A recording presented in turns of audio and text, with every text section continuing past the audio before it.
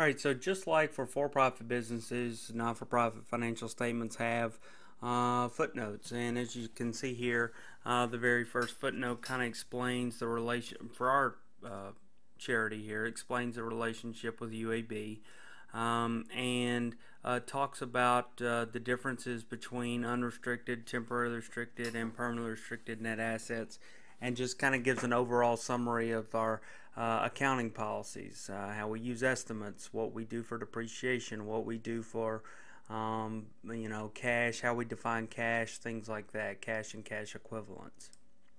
The next page, this shows something that's that's common to the not-for-profit world, and that is pledges receivable. And I want to switch over here and show you guys, show you a example here of kind of what we do. Some examples of some actual funds and types of pledges that we've received. So when Mike Anderson was UAB's basketball coach a few years back, there were some donors who wanted to give, but they were conditional on Mike Anderson being here as coach. He was a hot coach, and the fear was he was going to leave. And there were some donors who only wanted to give for the UAB basketball program to support it while he was here. And so those are called conditional pledges receivable. And FASB says, okay, if you have a pledge, you're only allowed to recognize the portion of a pledge receivable while the condition that the donor has imposed on the pledge is actually being met. So in this case, we could only recognize, with our fiscal year end being at 9/30 every year, we could recognize the next year of pledge payments that were due for this Mike Anderson Support Fund, because at September 30th of every year, there was a very remote chance that he was not going to be the basketball coach for this upcoming fiscal year. And so because basketball season starts in a month, and basketball coaches are usually out the door or change jobs in April, which is around the time he actually ended up changing jobs going to Missouri. But so we couldn't recognize the full 4 years of pledges in this case, full 5 years of pledges in this case, and I've made up names or whatever and amounts, this just for illustration. But we couldn't recognize the full 5 years in the year that they were made, the pledges were made, because we had to wait on him to actually be coach in 2001 and 2002 and 2003. Conversely, unconditional pledge receivable, we have another fund called the Athletic Investor Fund, and this fund was just for general athletic support, and it was unconditional. And so what we have here is we have what FASB requires that you do is that you recognize essentially the entire pledge, the gross pledge, in the year it's made, not the year in which the payment's received, but the year in which it's made. You recognize the full amount discounted using the appropriate discount rate. We use the Federal Reserve rate for the equivalent number of like 4-year T-bills or something, to discount the future years. So in this case, instead of recognizing, we get to recognize future years, but instead of recognizing the full $56,000, we have to recognize a discounted amount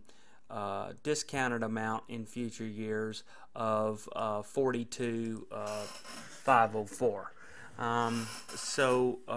That kind of gives you an indication of what how FASB treats unconditional pledges versus conditional pledges. And trust me, especially in the world of college athletics, a conditional pledge is something that's very common. But as you can see here, that's what we're forced to do, is recognize instead of the $56,000, we have to recognize that discounted present value in those future years. So what we'll go back to here is the presentation. Let's see here. Oh, sorry.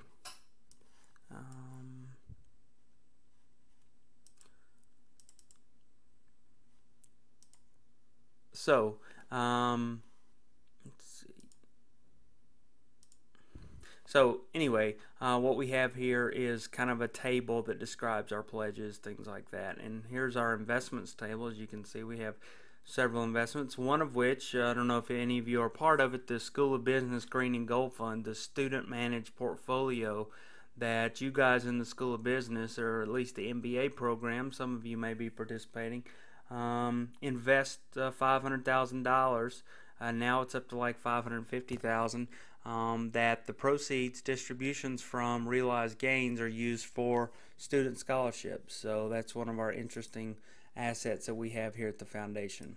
Okay, so accounting for revenues. Again, revenues are for nonprofits or membership dues, program service fees, or like rental income.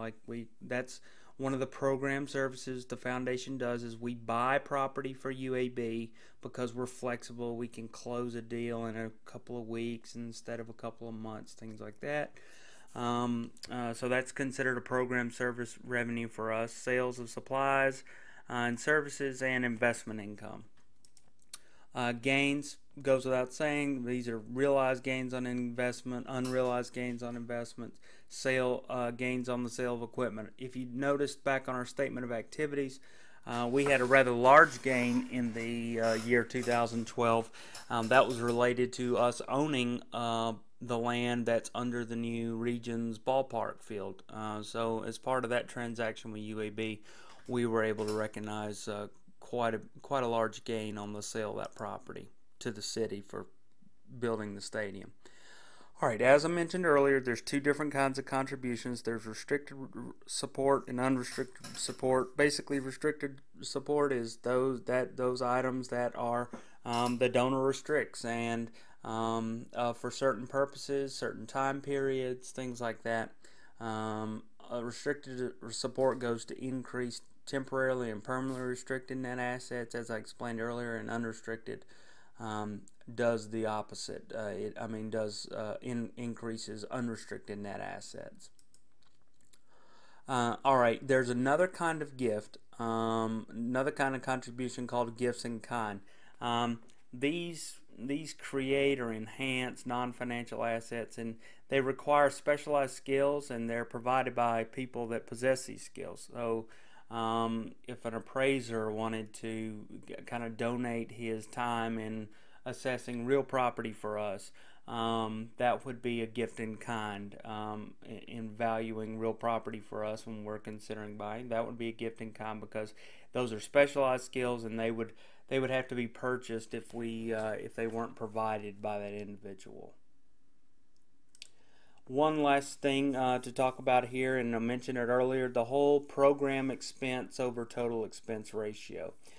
This is nonprofits are required to allocate their expenses into operating expenses, or general and administrative, or operating expenses being program expenses, or general, administrative, or supporting expenses. One of those two categories. Okay.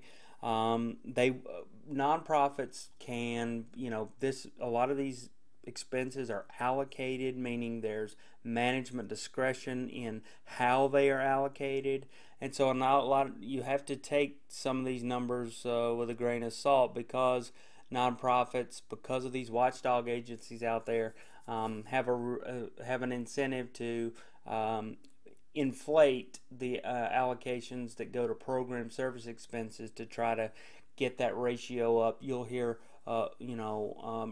charities brag about 97 cents of every dollar go to actually helping muscular dystrophy, or whatever the cause is. So that's something that you have to, you need to be skeptical of when you hear.